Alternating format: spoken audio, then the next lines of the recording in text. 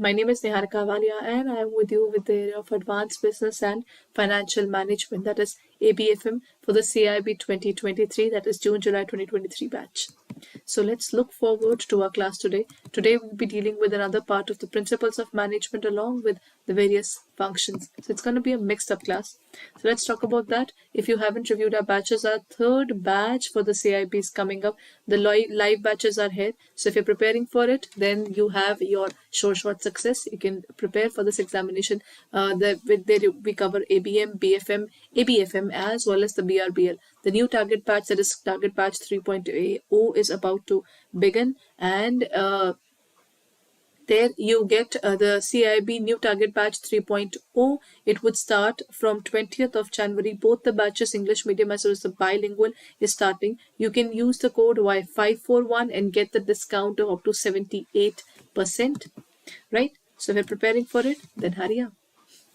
Okay, everyone, let's start with the class today. This part is related to the era of organizing. It is the most oldest and simplest methods of administrative organization. According to this type of organization, the authority flows from the top to the bottom in a concern.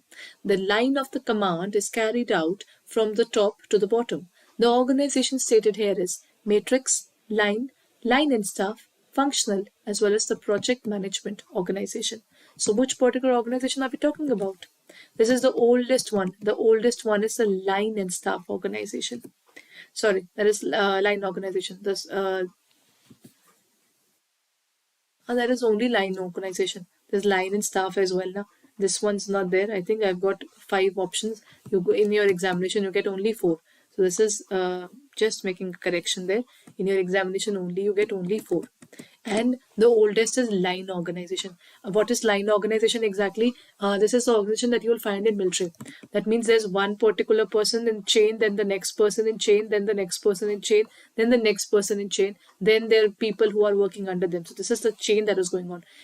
So basically this kind of organization will have only one superior, one superior, one superior. So this is basically one way of working. So it goes like that. If the highest in command dies in the war, then the next in command would take over, then the next in the command would take over. That is what it happens. Line is a single chain of authorities. That is why it's the oldest one, but again the simplest one as well. That is the line organization.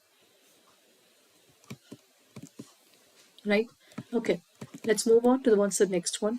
According to this concept, the work and the authority is divided among many subordinates, and managers doesn't supervise and control a very big group of people under him.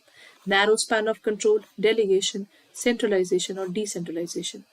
According to this concept, the work and the authority is divided amongst many subordinates. That means if I am doing a work, I am Mr. A, you're Mr. B, and there's some Mr. C.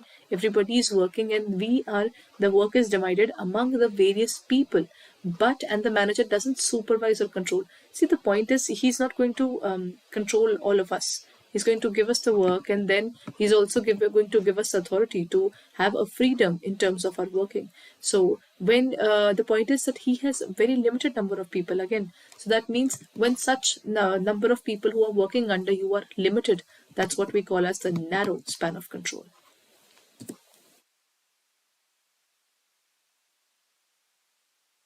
The next point, everyone. The mobile company has many alternatives like reducing prices, increasing advertising, promotion, after-sales services. The step of planning process highlighted here is identifying alternate course of action, developing planning premises, setting objectives, and the last one is implementing the plan. When we look forward to this one, there's a mobile company which has many alternatives. They might reduce the price. See, the point is if you want to sell it, what will you do? You might reduce the price. For example, when you're introducing a new phone, the previous model loses its money. Then increasing your advertising, that is what many companies do, including Apple. They are also increasing their pricing on, they're increasing their advertising, they're telling people about their products that they're launching and their promotion. And the after sales services, when we talk about Apple has given a good name to itself in terms of the after sales services, right? So the step of the planning process that they're talking about, which is highlighted here, is which one is it, everyone? Okay, the one that is covered here is identifying alternate courses of action. See, the point is we are looking forward towards method A that can be opted, method B, method C. These are various tactical plans. And sometimes what we do is we not use one particular plan. We might mix and match. And that mix and match can provide us multiple areas to work upon, right? That is identifying alternative courses of action. Now the next point, the dash are general statements that explain how a manager should attempt to handle routine management responsibilities, procedure, policies, budget, or rule. When we talk about this one, it says that these are dash are general statements. These are not something which is specific. They are not something that we can relate to a one particular organization or one particular part of the organization. We should attempt to handle routine management responsibilities, procedure, policies, budget, or rule.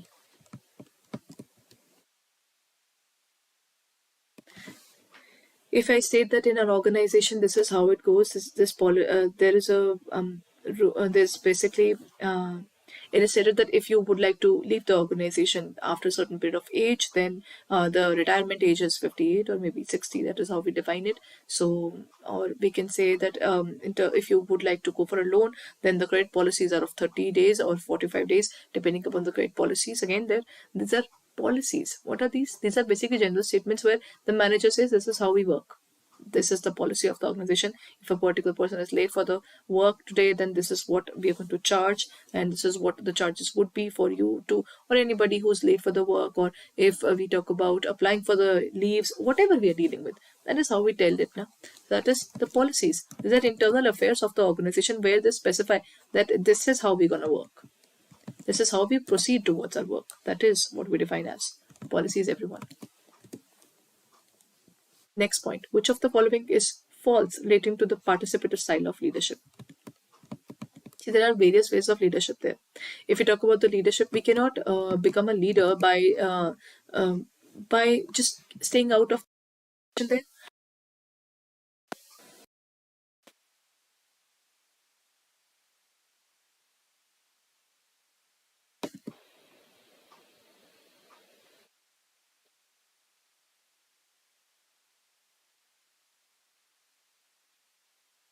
Sorry.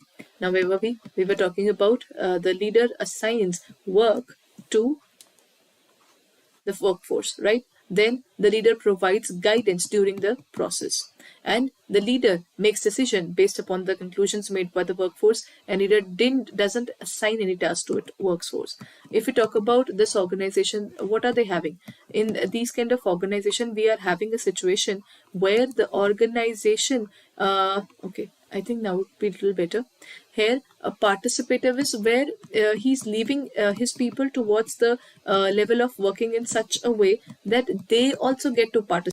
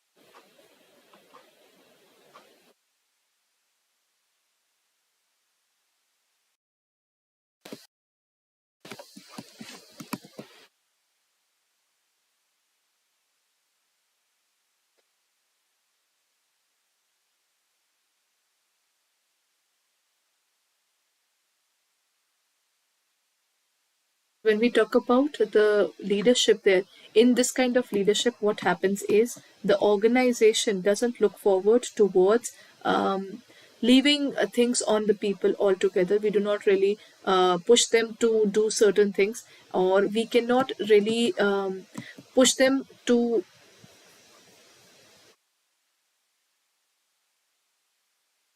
achieve the organizational goals even.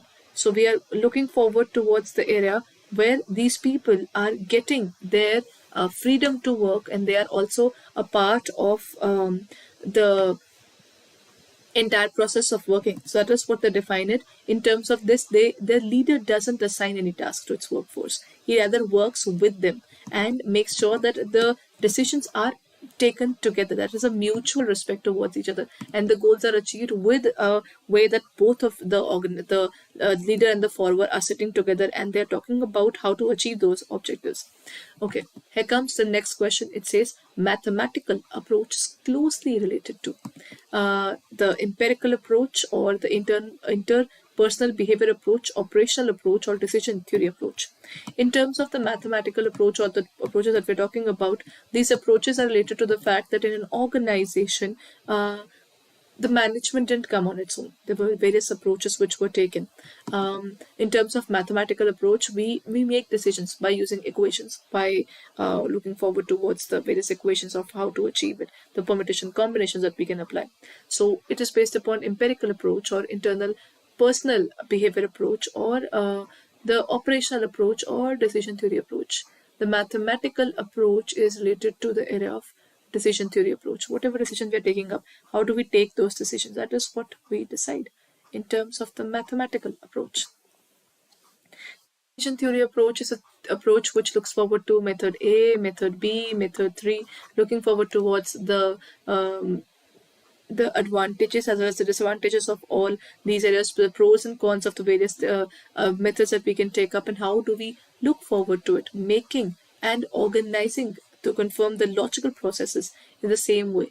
Now, these are closely related to the decision theory, this is a part of the mathematical symbols. If we talk about the mathematical symbols, we use equations now. For example, there was a particular topic that we did in our school time as well as during our preparations, that was regarding quadratic equations. What were those? We had multiple options that we can take up. From those options, we choose one particular. That is what we define under decision theory approach. Here comes the next one, everyone. It refers to the number of subordinates that can be effectively managed by the superior. Functional organization. Then we have the next one as span of management, operational planning, or the divisional organization. What would be the answer? It says the number of people. If I am a senior, how many subordinates can I handle very easily and quickly? It's a functional organization, span of management, operational planning, or divisional organization. The number of people that a particular organization can handle under itself is the span of management. The span of management to a large extent gives shapes to the organization structure. It gives the shape to the organization structure to that extent that span of management, it's the number of subordinates that can be effectively managed by the superior. The people who can be managed easily is the span of management. The higher the span of management is, the better that particular manager is, because he can handle good number of people without any hustle.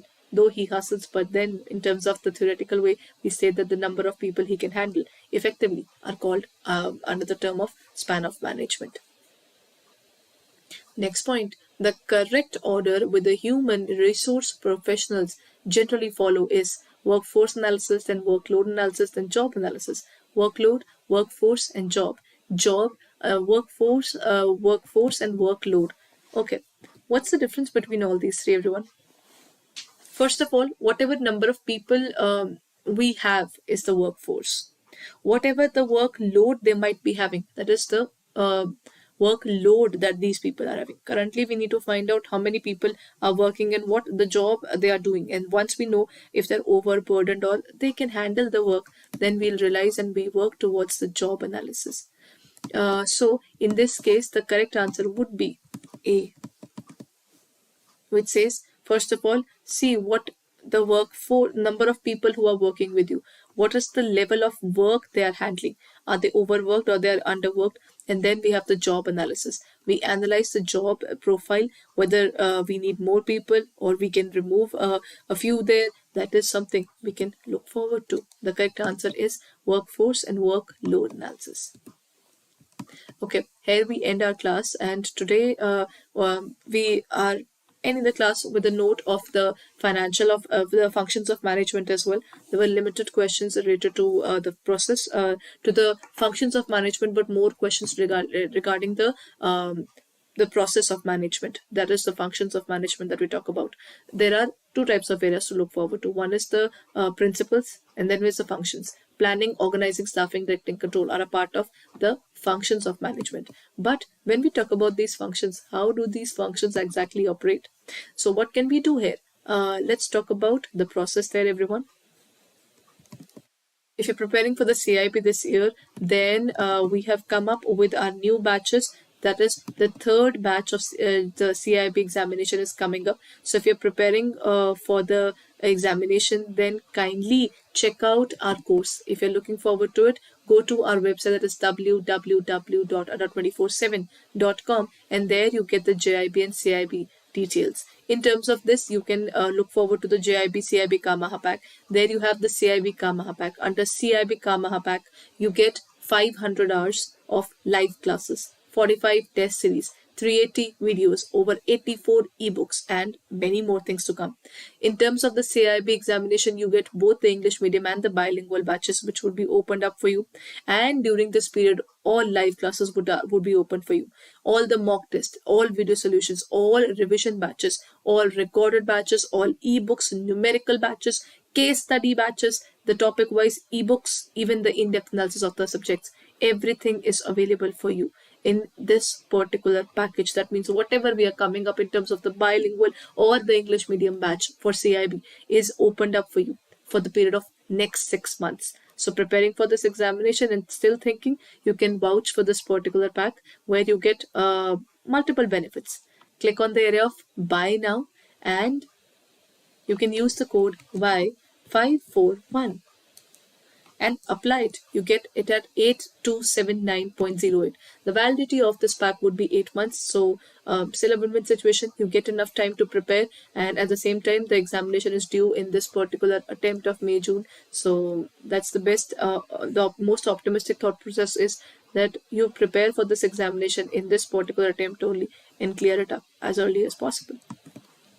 Right, so then the first option is the CAIIB Maha Pack. Other than the CAIIB Maha Pack, the second pack that is opened up for you is the CAIIB 2023 batch. There you get the entire details of our English medium batch. Under this batch, you get the batch 3.0 is coming up, everyone. This would include ABM, BFM, ABFM as well as BRBL, and it would start from 20th of January. So you can check out the basic details of all our plans in our app or in our on our website. And if you're preparing for this examination, you can click on the area of buy now and you can use the code Y541 and you can apply it. You'll get it at 5519.77, all the subjects in one go, and that too 500 hours of classes. Along with that, you get the entire classes, that too live. But if you're preparing and looking forward towards the mock test as well, because mock tests and everything else is required for sure, for that you can take up the Maha Pack, which will help you to prepare in a better way. So if you're preparing for this examination, kindly go ahead and check out our courses for further details. All the very best. Keep growing and keep preparing, everyone. Thank you.